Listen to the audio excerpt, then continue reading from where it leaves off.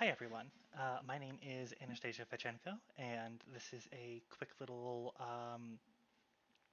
intro into who I am as an artist and who I am personally as well. Um, and when I talk about it, the two really kind of go hand in hand. My personal journey and my artistic journey really kind of play off of each other. So there's no way that I can break this up without just basically telling um, a quick little like biographic story of how I got from where I started to where I am today, and especially how I ended up here with Black Diamond Authority. So here goes. We're going to take a bit of a step back in time to when I was about 4 or 5. Um, and I was always drawing. Um, I would draw and doodle and sketch anywhere that there was blank space. So, you know, church bulletins and the backs of my homework sheets, in the margins of my notebooks, anywhere I could find blank space, I was always drawing. And this persisted even up through high school. But it was when I got into high school that I started struggling. Um, and it wasn't that I was having a hard time with new techniques or anything. I was struggling with continuing to stay motivated with art. And I didn't understand really why at the time. Um, but I was, you know, hindsight being 2020, looking back on it, I was dealing with a healthy dose of depression and gender dysphoria. So it ended up really kind of hampering my growth as an artist. Um, and that really bummed me out to put it in, um, a little bit of a lighter tone. Um, so I tried college, didn't work out, and it'd be a little bit while yet before I came out and started to transition. And in the meantime, I continued to try to still try and do art, but without like that same motivation and passion behind it. I was always feeling very super critical about everything that I did because I knew at my deepest that it wasn't where I thought I should be. Um, and to an extent, I think that that is true. I let myself be hampered, um, and it it took a while, even after I came out and I started to transition. But eventually, like my motivation came back, and I started to remember all of those reasons why I got into art in the first place. And it actually all started um, when I think my dad gave me an Archie's comic. I think that's where I started out with reading comics was Archie and like the Riverdale gang and stuff like that. And from there, like I made the stark transition from there to X-Men, and I forayed a little bit into DC, although I stayed mostly a Marvel nerd, and only really delved into the Batman side of DC. Um, and after that, I discovered manga and anime in high school, and I also discovered video games, especially the Final Fantasy series. So I discovered Yoshitaka Amano and Tetsuya Nomura, um, And all of those different artists and all of the different ways that a story could be told really always got my brain going. Um, Even when I wasn't 100% motivated, my brain was always churning and trying to create. Um, and so much, much later, after I came out, after I started to transition, I had that motivation again, but my skill wasn't there anymore. So I went back to school. I went to the Art Institute, their online program, and started going into it for game design. I wanted to be in the game design community, and um, I really wouldn't get the chance because the Art Institute ended up getting the legs cut out from underneath it, um, which landed me without a college, without a degree, um, and then I got luckily picked up by the Academy of Art University in San Francisco.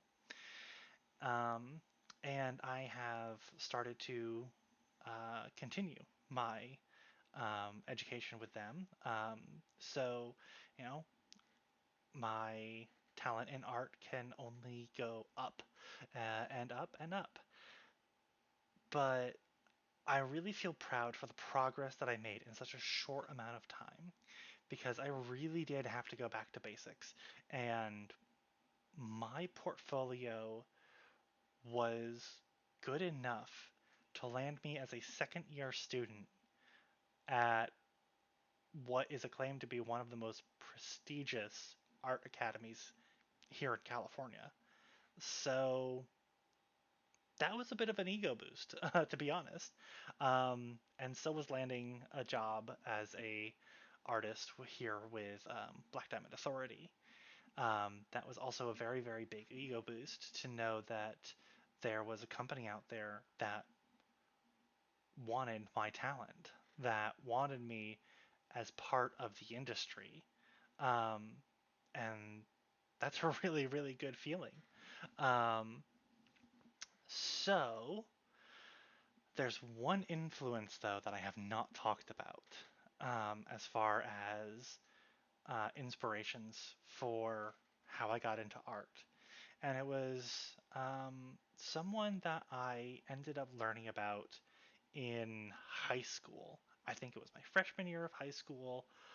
We had to do an art history for modern art, and I ended up coming across an artist who, in the art circles, simply goes by Brahm. Now, his full name is Gerald Brahm, and if anyone else knows his art, you know how horrifically gorgeous it is. And I say horrifically in the terms that there's always a subtle, or actually not so subtle, there's always an element of horror or grotesqueness about um, his art. But there's beauty in the composition, and there's beauty in the brushstrokes, and there's beauty in, you know, the the overall feel of the piece, which is why I call them horrifically beautiful. And if you've not heard of Gerald Brom, then I strongly suggest that you give him a Google search at the very least, and really, really take a deep dive into some of his early works and some of his newer works. They are absolutely incredible. Um, I would put him up there with Yoshitaku Amano as far as like some of my favorite um, illustrators, people who create just the most gorgeous compositions. So there's all of my inspirations.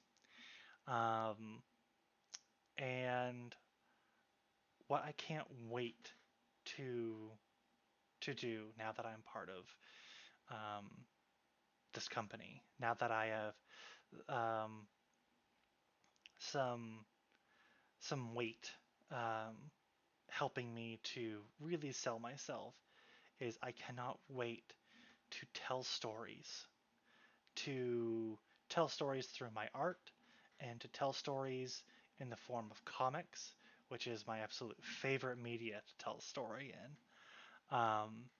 Because I have ideas, and I have a lot of them, and they're constantly happening, and I'm constantly writing in my notebook. So I can't wait to start really bringing those to life and really bringing those out to people. Especially some of my current ideas. They're very LGBTQ plus centric, um, because that community supported me a lot before I came out, um, before I could be the strong yet slightly awkward woman that I am now. Um, and I want to give back to that community. I want to give that community stories and heroes and role models to help tell the stories and to help, encourage the conversation and to give, LGBTQ youth who are maybe not out yet, who are questioning, role models to look up to. I feel like there's so many other superheroes that other people look up to, but it's only in recent years that some of those have been started to be included in the LGBTQ sphere, but there can always be more. And I want to add to that pool. I want to give that community, this community that I am so proud to be part of, I want to give them more heroes to look up to, more stories of struggle and strife and overcoming the anxieties of, you know, coming out or transitioning or just dealing with the world in general. I want to tell those stories. And that's really, really important to me. And Black Diamond Authority gives me an opportunity to do that, um, and to really get and give back to the LGBTQ community. Um, so I can't wait to get started on that. And I can't wait to see where my art goes, in just a year's time. So, in closing, I will also say, um, I will draw your attention to, um, the moniker right there, Geekly Yours. That's what I go by on my Twitch streams, um, on my Instagram, and on Twitter. And if you want to follow along and see what I do with my streams and, what I post on Instagram, you can find me on those sites under that. On Twitter, you're going to have to put an underscore between Geekly and yours. So, with that, um, our time draws to an end, and I can't wait to tell some stories for everyone and show you what art can come from this renewed motivation, this renewed passion that I have. So, love you all, and I'll see you later. Bye.